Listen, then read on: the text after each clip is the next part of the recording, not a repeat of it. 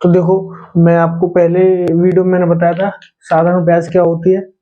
साधारण ब्याज वह होती है जब हम किसी से कोई पैसा उधार लेते हैं, तो जब हमने पैसा उधार लिया तो उसके बदले में हम जब उसको रिटर्न देते हैं तो उसको कुछ एक्स्ट्रा पैसा देते हैं। जो एक्स्ट्रा पैसा होता है वो हमारी ब्याज होती है। ठीक है,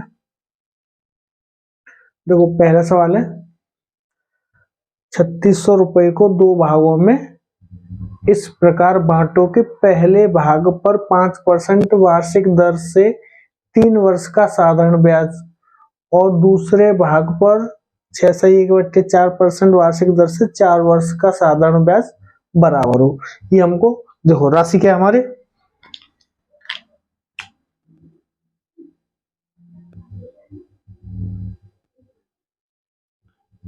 राशि हमारी 3600 रुपए। ठीक है, और जो पहले भाग पे जो हमारा वार्षिक दर है, दर वन कितनी है, R1 5 वर्ष 5%, और T1 बराबर कितना हो गया हमारा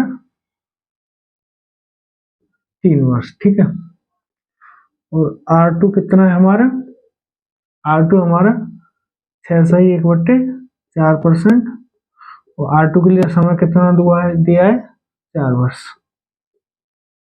ठीक है, तो मैंने आपको साधारण ब्याज में मैंने एक चीज बताई थी आपको, साधारण ब्याज में जब हम ब्याज निकालते हैं तो जैसे कि हमसे 4 वर्ष का ब्याज पूछ रहा है, तो अगर हम उस पर 1 वर्ष का निकाल दें और उसमें हम 4 का मल्टीप्लाई कर दें तो हमारा 4 वर्ष का ब्याज आ जाएगा। ठीक है, तो इस तरीके से यहाँ पे क्या करेंगे, देखो हमारा परसेंट क्या है, 5% वार्षिक दर है, 5% हमारा वार्षिक दर है।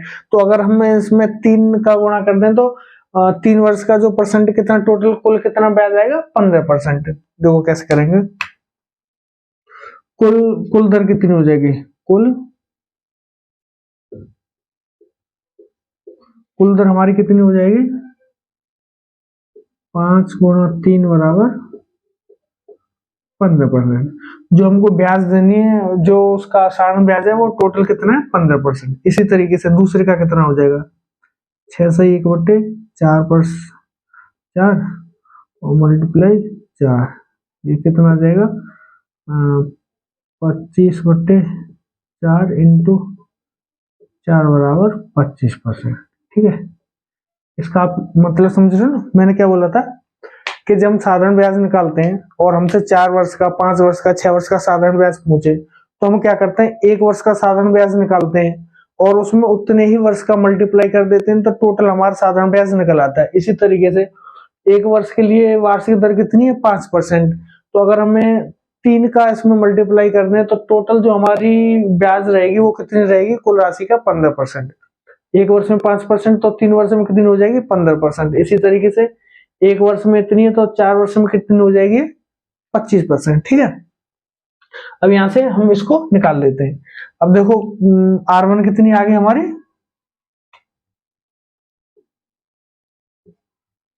और देखो यहां लग लेते हैं। ठीक है, R1 है हमारी 15% और R2 आ गई हमारी 25%। ठीक है, और इस भाग को मान लो आप X1 और इस भाग को मान लो X2। ठीक है, इसके लिए जो भाग है वो X1 मान लिया और इसके लिए जो भाग है वो X2 मान लिया। अब देखो यहां से हम कैसे करते हैं, उसने क्या बोला, साधारण ब्याज बर इसके X1 की साधारण ब्याज X1 इंटू 15/100 बराबर X2 इंटू 25/100। उसने ये बोला, ये आपको मैंने ये समझाया है, आपको सवाल को कहां से करना है, यहां से करना है। आपको डायरेक्ट क्या करना है, 5×15 X1 × 15/100 और X2 × 25/100, तो यहाँ करके इसका निकाल लेते हैं आपसे रेशियो। X1/X2 कितना आ जाएगा 5/3। ठीक है, तो जो X1 का भाग होगा ये टोटल कितना होगा यहाँ पर हमारा, X1 + X2 बराबर 8, तो 3600/8 इंटू 5, ये कितना हो जाएगा 8 चौक 32, 8 पंजे 40 इंटू 5 बराबर 0, 25, 2250, ये आ जाएगा हमारा x1 और x2 कितना आ जाएगा, अब s निकाल लो, इसमें से 3600 में से 2250 घटा दो, 3600 माइनस 2250 बराबर कितना आ जाएंगे 1350। ठीक है, ये आपको इस तरीके से करना है। ये आपको मैंने पूरा बता दिया, यहां से लेके यहां तक बता दिया। अब इसको शॉर्ट में आपको कैसे करना है वो मैं आपको 1 मिनट में बता देता। ठीक है, मुझे नहीं लगता इस चीज में आपको कोई दिक्कत आई होगी। देखो R1 5%, T1 3 वर्ष और भाग X1, R2 6/1/4%, T2 4 वर्ष और भाग X2, ये X1 राशि और ये X2 राशि है। तो हमने क्या बोल दिया, X1 राशि पर जो टोटल ब्याज रहेगी वो 15% रहेगी और जो X2 राशि पर जो टोटल ब्याज रहेगी वो 25% रहेगी। तो उसने क्या बोला, X1 की 15% ब्याज और X2 की 25% ब्याज दोनों बराबर हैं, तो इसकी ब्याज और इसकी ब्याज बराबर आ गई। तो हमने यहाँ से क्या निकाली, X1 और X2 का रेशियो 5/3, ये आ गई हमारी X1 5 राशि और X2 3 राशि। तो ये टोटल राशि कितनी हो गई 8, X1 प्लस X2 कितना हो गया हमारा 8, लेकिन 8 की जो वैल्यू X1 प्लस X2 हमारा कितना है 3600, तो 3600 वैल्यू 8 की है, तो हमें X1 की निकालनी है तो इसमें 5 का मल्टीप्लाई कर दो, X2 की निकालनी है तो 3 का मल्टीप्लाई कर दो, और ऐसे करके निकाल देते हैं। अब देखो इसका शॉर्ट में आपको बता देता। ठीक है, इसको खत्म कर देता हूं मैं।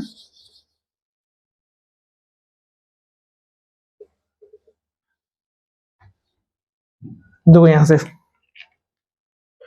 3600 रुपए को 2 भागों में हमें बांटना है। ठीक है, पहले भाग में 5% 3 वर्ष के लिए, तो कितना हो जाएगा हमारा R1 हो जाएगा 5 गुणा 3 बराबर 15% और R2 हो जाएगा हमारा 6/1/4 इंटू 4 बराबर 25%, और भाग मान लिया हमने X1 और X2, तो कितना हो जाएगा X1 इंटू 15/100 बराबर X2 इंटू 25/100, तो X1 अपॉन X2 कितना हो गया हमारा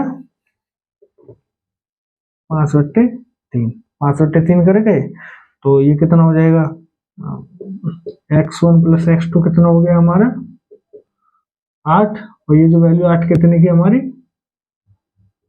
3600 की है, तो हमें निकालनी कितनी की है 5 की, तो 3600 वैल्यू कितने की है 8 की, और हमें निकालनी कितनी की है 5 की, तो इसको करेंगे तो कितना आ जाएगा 2250। इस तरीके से इसको निकाल देना। शॉर्ट इसका ये, इसको अच्छे से समझ लो, तो इस तरीके के सवाल आपके उसमें बहुत आते हैं, तो आपको बहुत फायदा रहेगा, और मैंने बहुत अच्छे से समझाया आपको। और अगर इसमें कुछ दिक्कत आ रही तो आप मेरे को बताना, मैं इस पर दोबारा वीडियो बना देता। इस तरीके के जो कॉन्सेप्ट है उस पर मैं दोबारा वीडियो बना देता। इसमें बस रेशियो निकालना है हमको, और रेशियो निकाल के सवाल को सॉल्व कर देना है।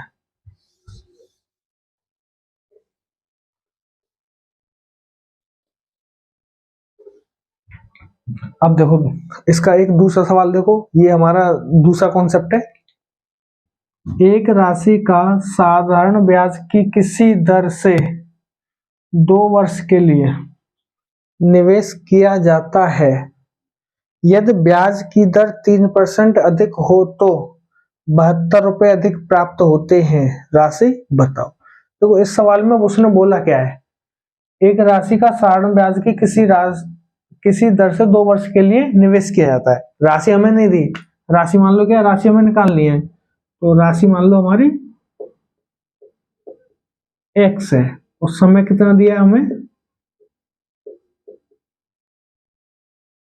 2 वर्ष, किसी दर से, दर हमें नहीं दी, दर को आप मानो नहीं मानो, दर हमारी कितनी x%। उसने बोला यदि ब्याज की दर 3% अधिक हो, तो अधिक दर कितनी है हमारी 3%। ठीक है, और अधिक पैसा रुपए कितने मिल रहे हैं हमें,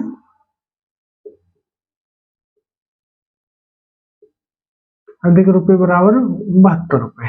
ठीक है, अब एक चीज देखो इसमें आपको यहाँ पर बस ये जो वाली ना, ये वाला वर्ष वाला और ये वाला, ये चीज ध्यान रखनी है, आपका सवाल सॉल्व हो जाएगा। देखो उसने 2 वर्ष के लिए पैसा निवेश किया, किसी दर पे किया, यदि उससे 3% अधिक की दर होती, 3% अधिक की दर होती, तो उसको 72 रुपए एक्स्ट्रा मिलते। ये जो 72 रुपए एक्स्ट्रा मिलते उसे कितने दिन में मिलते? 2 वर्ष में मिलते। कितने वर्ष में मिलते? 2 वर्ष। 2 वर्ष के लिए दिया ना हमने, तो ये जो 72 रुपए मिल रहे हैं हमें 2 वर्ष के लिए मिल, 2 वर्ष से 2 वर्ष में अधिक 72 रुपए मिल रहे हैं। तो अधिक दर है 3% है। 3% ये कितनी है? वार्षिक। ये क्या 3%?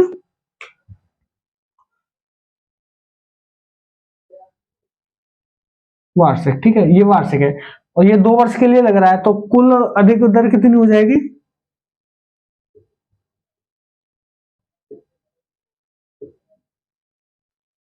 कुल अधिक दर कितनी होगी हमारी? 6%। बस आपको ये चीज याद रखनी है। 6% पे हमें 72 रुपए मिल रहे हैं। ये इसका 6%, राशि का 6%, राशि का जो 6% है वो कितना है? 72 रुपए। आप समझ रहे हो ना? उसने क्या बोला? एक राशि पे 2 वर्ष के लिए 6% अधिक दर से 72 रुपए मिल रहे हैं। तो 6% 72 रुपए है, तो राशि कितनी है? तो देखो इसकी वैल्यू आप 2 तरीके से निकाल देते हो। एक्स का 6% कितना हो गया हमारा? 72। तो एक्स की वैल्यू कितनी हो जाएगी हमारी? 72 गुणा 100/6 बराबर 1200 रुपए। एक्स राशि का 6% कितना है हमारा? 72 रुपए। या फिर इसको कैसे कर लो, जो 72 वैल्यू है कितनी है? एक दूसरा जो रुपए अधिक कितने मिल रहे हैं? 72। अधिक दर कितनी है? 6%। वैसे तो हमारी एक्स है, एक्स से 6% अधिक दे रहे हैं, 6% अधिक दे रहे हैं, तो हमें 72 रुपए मिल रहे हैं।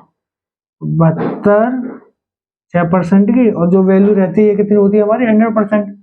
100 का ऐसा मल्टीप्लाई कर दो तो कितना आ जाएंगे? 1200 रुपए। ठीक है, इस तरीके के सवाल को आप देख लो, किस सवाल को आपको कैसे सॉल्व करना है। ये कॉन्सेप्ट, ये एक तरीका होगा, ये एक दूसरा तरीका होगा। ठीक है, अगर आपको हमारा वीडियो अच्छा लगता है तो कृपया करके शेयर करें, सब्सक्राइब करें तथा दूसरे लोगों तक हमारे वीडियो को पहुंचाएं, जिससे कि हम दूसरे लोगों से मिल सकें। और आपको हमारे वीडियो में हमारे समझाने में किसी भी तरह की दिक्कत हो रही है तो आप कमेंट करके हमको बताएं, और वो चीज हम अपनी सुधारने की कोशिश करेंगे। आपका बहुत बहुत धन्यवाद। जय हिंद, जय भारत।